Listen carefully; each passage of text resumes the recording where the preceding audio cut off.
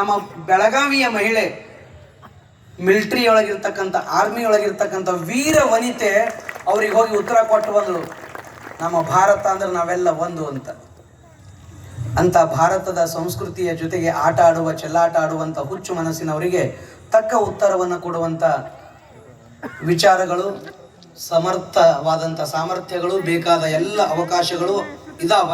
ಆದರೆ ಯುದ್ಧದ ಅವಶ್ಯಕತೆ ಇಲ್ಲ ಅನ್ನೋ ಕಾರಣಕ್ಕಾಗಿ ವೈಶ್ವಿಕವಾಗಿ ಯಾವ ತೊಂದರೆಯೂ ನಮ್ಮಿಂದ ಆಗಬಾರದು ಅನ್ನುವಂಥ ತಾಳ್ಮೆ ನಮ್ಮಲ್ಲಿರೋದ್ರಿಂದ ದೂರದ ದೃಷ್ಟಿಯನ್ನ ವಿಚಾರ ಅಂದ್ರೆ ತಾತ್ಕಾಲಿಕವಾಗಿ ವಿಚಾರ ಮಾಡೋರಾದ್ರೆ ಮತ್ತೆ ಯಾರು ಇದ್ರು ಯುದ್ಧ ಆಗ್ತಿತ್ತು.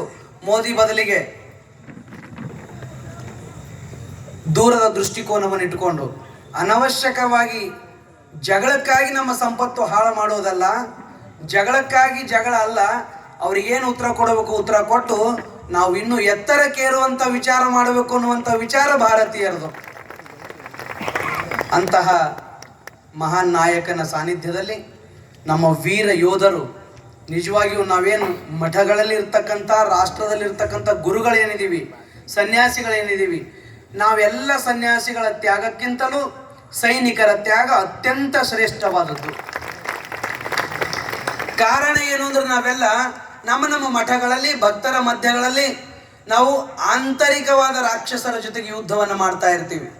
ಕಾಮ ಕ್ರೋಧ ಲೋಭ ಮೋಹ ಮದ ಮತ್ಸರಗಳ ಜೊತೆಗೆ ಪ್ರತಿನಿತ್ಯದ ಯುದ್ಧ, ಆಧ್ಯಾತ್ಮಿಕ ಕ್ಷೇತ್ರದಲ್ಲಿ ಮಾಡುವಂಥ ಸಾಧನೆ ಮಾಡುವ ಸಾಧಕರಿಗೆ ಪ್ರತಿನಿತ್ಯ ನಡೆಯುವ ಯುದ್ಧದಲ್ಲಿ ಗೆಲ್ಲುವಂಥ ಪರಿಯನ್ನ, ಸಮಾಜದಲ್ಲಿ ಹೆಂಗ ಧರ್ಮವನ್ನು ಉಳಿಸಿಕೊಂಡು ಆಧ್ಯಾತ್ಮಿಕತೆಯನ್ನು ಬೆಳೆಸ್ಕೊಂಡು ಬದುಕಬೇಕು ಅನ್ನುವಂಥದ್ದನ್ನು ಕಲಿಸುವಂಥ, ಅದರೊಂದಿಗೆ ನಾವು ಪ್ರತಿನಿತ್ಯ ನಿಮ್ಮೆಲ್ಲರ ಕೈತುತ್ತು, ಪ್ರೀತಿಯ ಕೈತುತ್ತನ್ನು ತಿಂದು ನಿಮ್ಮೆಲ್ಲರ ಮಧ್ಯೆ ಅತ್ಯಂತ ಸುರಕ್ಷಿತವಾಗಿ ನಾವೆಲ್ಲರೂ ಇರ್ತೀವಲ್ಲ, ಇಲ್ಲೆಲ್ಲರೂ ನಾವು ಇಷ್ಟೊಂದು ಸುರಕ್ಷಿತವಾಗಿರಬೇಕಾದ್ರೆ, ಇಷ್ಟೊಂದು ಗಣಪತಿಯ ಕಾರ್ಯಕ್ರಮ ಮಾಡಬೇಕಾದ್ರೂ ನಮ್ಮ ಜೊತೆ 4 ಜನ ಸೈನಿಕರು ವೇದಿಕೆ ಮೇಲೆ ಇರ್ಬೋದು.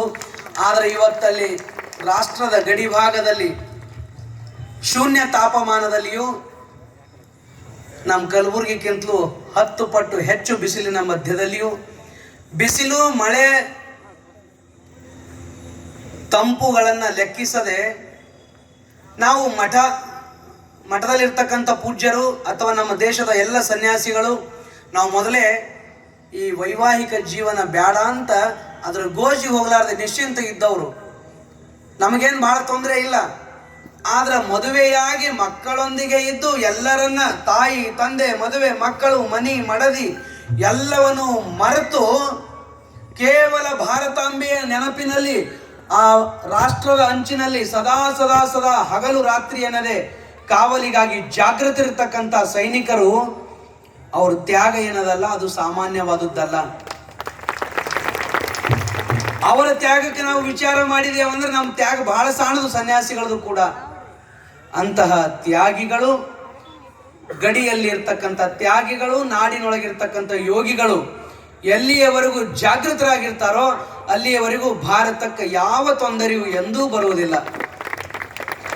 ಅದರಲ್ಲಿ ರಾಷ್ಟ್ರದ ನಾಯಕರಾಗ್ತಕ್ಕಂಥ ರಾಜಕಾರಣಿಗಳು ಸ್ವಾರ್ಥವನ್ನ ಬಿಟ್ಟು, ಪಕ್ಷದ ವಿಚಾರಗಳನ್ನು ಬಿಟ್ಟು, ಏನೇನು ಇಲ್ಲದ ಸಣ್ಣ ಸಣ್ಣ ವಿಚಾರಗಳನ್ನು ಬಿಟ್ಟು ಪರಮ ಗುರಿ ರಾಷ್ಟ್ರವನ್ನು ಆಗಿಟ್ಟುಕೊಂಡು, ಭಾರತ ಅಂದ್ರೆ ನಮ್ಮ ಪರಮ ಧ್ಯೇಯ ಭಾರತವನ್ನು ರಕ್ಷಿಸೋದು, ಭಾರತವನ್ನು ಉಜ್ವಲಗೊಳಿಸೋದು, ಭಾರತದ ಕೀರ್ತಿಯನ್ನ ಬಾನೆತ್ತರಕ್ಕೆ ಬೆಳೆಸೋದು ಅಂತ ಇಟ್ಟುಕೊಂಡು ಹೊರಡುವಂಥ ರಾಜಕಾರಣಿಗಳು, ದೇಶವನ್ನ ರಾಜ್ಯವನ್ನ ಎತ್ತರಕ್ಕೇರಿಸುವಲ್ಲಿ ವಿಚಾರ ಇರುವಂಥ ರಾಜಕಾರಣಿಗಳಿರುವಾಗ ದೇಶಕ್ಕೆ ಹಾನಿ ಇಲ್ಲ.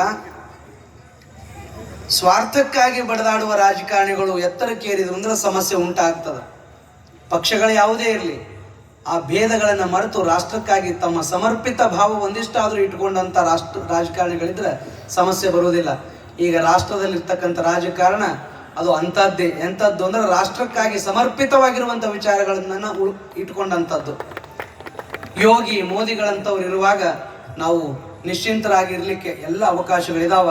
ನಾವು ಹೀಗೆ ಗಣಪತಿಯ ಉತ್ಸವ, ಮತ್ತೆ 8 ದಿನದಲ್ಲಿ ದೇವಿಯನ್ನ ಪ್ರತಿಷ್ಠಾಪಿಸಿ ದುರ್ಗೆಯ ಉತ್ಸವ, ದೀಪಾವಳಿ, ಹೀಗೆ ಮೇಲಿಂದ ಮೇಲೆ ಉತ್ಸವಗಳನ್ನ ಮಾಡ್ತಾ ಇಡೀ ಬದುಕನ್ನು ಉತ್ಸಾಹಿತರಾಗಿ ಧರ್ಮದ ಜಾಗೃತಿಯಿಂದ ಬದುಕಬೇಕು.